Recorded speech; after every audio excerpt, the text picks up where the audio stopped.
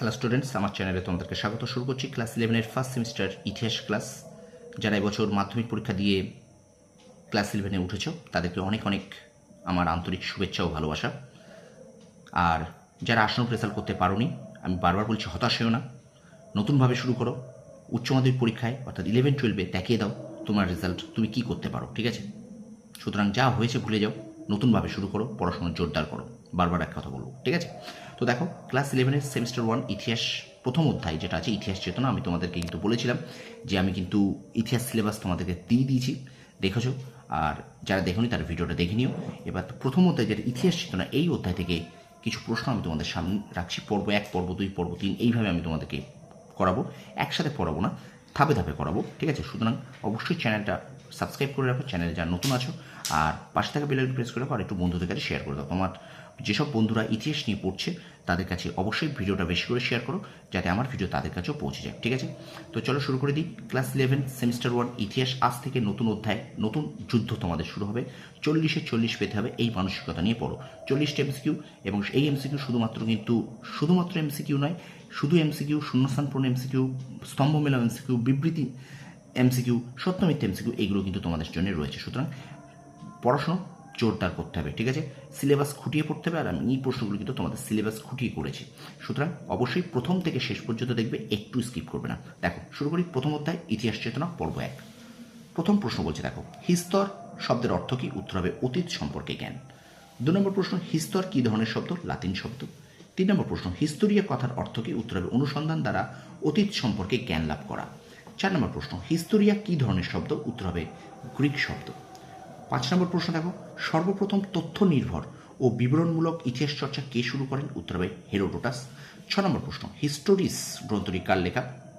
উত্তর হেরোডোটাস। 7 নম্বর প্রশ্ন, কাকে ইতিহাসের জনক বলা হয়? উত্তর হেরোডোটাস। 8 নম্বর প্রশ্ন, বৈজ্ঞানিক ইতিহাস চর্চার জনক কাকে বলা হয়? উত্তর থুকিডিডিস। 9 নম্বর প্রশ্ন, আধুনিক ইতিহাস চর্চার জনক কাকে বলা হয়? উত্তর হবে, প্রথমটা ছিল বৈজ্ঞানিক ইতিহাস চর্চার জনক কাকে বলে, এটা থুকিডিডিস, এবং আধুনিক ইতিহাস চর্চার জনক কাকে বলে? উত্তর হবে ইবন খালদুন। পরের প্রশ্ন, দেখো, আধুনিক ও বিজ্ঞানসম্মত ইতিহাস চর্চার জনক কাকে বলা হয়? উত্তর হবে লিওপোল্ড ভন র্যাঙ্ক। 11 নম্বর প্রশ্ন, দেখো, হোয়াট ইজ হিস্টোরি গ্রন্থটি কার লেখা? উত্তর হবে ইএইচ কার। 12 নম্বর প্রশ্ন, দেখো, আজ থেকে প্রায় 10 থেকে 20 লক্ষ বছর আগে পৃথিবীর প্রায় 30% বরফের চাদরে মোড়া ছিল। ভূতাত্ত্বিক ভাষায় এই সময়কালকে কি বলা হয়? উত্তর হবে প্লেইস্টোসিন পর্ব। উত্তর প্লেইস্টোসিন পর্ব। স্টুডেন্টস, ভিডিওটা কন্টিনিউ করার আগে তোমাদের কাছে একটাই রিকোয়েস্ট, ভিডিওটা যদি ভালো লেগে থাকে অবশ্যই চ্যানেলটা সাবস্ক্রাইব করবে, পাশে থাকা বেল আইকনটি প্রেস করে রাখবে, আর অবশ্যই বন্ধুদের মাঝে শেয়ার করবে। আর এখনও যারা চ্যানেলটাকে সাবস্ক্রাইব করোনি তারা সাবস্ক্রাইব করে রাখো। আমি যে প্রশ্নগুলো তোমাদের দেবো ক্লাস 11 ফার্স্ট সেমিস্টারে, তোমাদের কিন্তু পরীক্ষায় আসার মতো এইগুলি ভীষণ ভীষণ উপকারী হবে, ঠিক আছে? তো সুতরাং অবশ্যই নতুন হলে আমার চ্যানেলে তারা চ্যানেলটাকে সাবস্ক্রাইব করো, পাশে থাকা বেল আইকনটি প্রেস করে রাখো। চলো ভিডিওটা কন্টিনিউ করি। পরের প্রশ্ন দেখো, বলছে প্লেইস্টোসিন পর্বটির নামকরণ কে করেন? উত্তর হবে চার্লস লিয়াল। 14 নম্বর প্রশ্ন, কোন যুগে আদিম মানুষেরা প্রথম পাথরের তৈরি বিভিন্ন হাতিয়ার ব্যবহার করতে শেখে? উত্তর হবে প্যালিওলিথিক যুগ বা প্রাচীন প্রস্তর যুগ। 15 নম্বর প্রশ্ন, প্যালিওস শব্দের অর্থ কি? উত্তর হবে প্রাচীন। 16 নম্বর প্রশ্ন, লিথিক শব্দের অর্থ কি? উত্তর হবে পাথর। 17 নম্বর প্রশ্ন, দেখো, কোন যুগকে প্রাক লিখন যুগ বলা হয়? উত্তর প্রাগ ঐতিহাসিক বা প্রাক ঐতিহাসিক যুগ।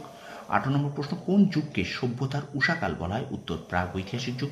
19 নম্বর প্রশ্ন, প্রাগ ঐতিহাসিক শব্দটি প্রথম কে ব্যবহার করেন? উত্তর পল তুর্নাল। 20 নম্বর প্রশ্ন, প্রি হিস্টোরি কথাটি প্রথম কে ব্যবহার করেন? উত্তর হবে ড্যানিয়েল উইলসন। 21 নম্বর প্রশ্ন, কোন গোষ্ঠীর মানুষরা প্রথম পাথরের তৈরি হাতিয়ার ব্যবহার শুরু করেছিল? উত্তর হবে অস্ট্রালোপিথেকাস। 22 নম্বর প্রশ্ন, প্রাগ ঐতিহাসিক যুগের ইতিহাসের প্রধান উপাদান কি? উত্তর জীবাশ্ম। 23 নম্বর প্রশ্ন, world pre history in new perspective গ্রন্থটি কার লেখা? উত্তর হবে গ্রাহাম ক্লার্ক। 24 নম্বর প্রশ্ন, ভারতের প্রাচীনতম গ্রাম কেন্দ্রিক সভ্যতার নাম কি? উত্তর হবে মেহেরগড় সভ্যতা। 25 নম্বর প্রশ্ন, মেহেরগড় সভ্যতা কোন নদীর তীরে অবস্থিত ছিল? উত্তর হবে বোলান নদীর তীরে অবস্থিত ছিল। তো স্টুডেন্টস, এই 25টা প্রশ্ন তোমরা খাতায় তুলে নাও একটা নোট খাতা বানাও, নতুনভাবে খাতা বানাও। সুতরাং এখানে এই 25টা প্রশ্ন তোমরা লিখে নাও। একটা কথা বারবার মনে রেখো, শর্ট প্রশ্ন এমসিকিউ তোমাদের কিন্তু ফুল নাম্বার পেতে গেলে তোমাদের কিন্তু বারবার রিভিশন দিতে হবে, শর্ট প্রশ্ন বারবার পড়তে হবে। এই আজকে পড়ে মুখস্থ হয়ে গেছে ছেড়ে দিলাম আবার আর পড়লাম, এটা কিন্তু করলে হবে না। সুতরাং শর্ট প্রশ্ন তোমরা জোর দাও, কারণ এখানে কিন্তু 40টা এমসিকিউ তোমাদের আছে, ঠিক আছে? তো সুতরাং 40-এ 40 পেতে হবে, এই মানসিকতা নিয়ে পড়ো, ঠিক আছে? এই মানসিকতা নিয়ে পড়ো। আর বারবার বলছি, শর্ট প্রশ্ন বারবার পড়ো, রিভিশন রিভিশন রিভিশন। আমি বারবার এক কথা বলছি, তোমরা কিন্তু রিভিশন দেবে, বারবার রিভিশন দেবে, ঠিক আছে? এই অধ্যায়ের দ্বিতীয় পর্ব আমি আবার নিয়ে আসছি, তোমরা অবশ্যই চ্যানেলটা ফলো করো আর আমাকে সাপোর্ট করো।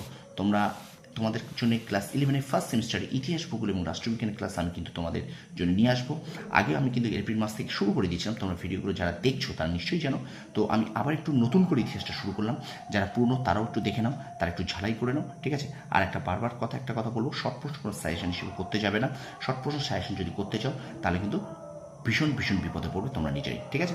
তো চ্যানেলের জন্য নতুন হয়ে থাকো তাহলে চ্যানেলটা সাবস্ক্রাইব করো, পাশে থাকা বেল আইকনে প্রেস করে রাখো আর বন্ধুদের মাঝে অবশ্যই শেয়ার করে দাও। তোমরা সকলেও তোমাদের সাফল্য কামনা করি। ধন্যবাদ।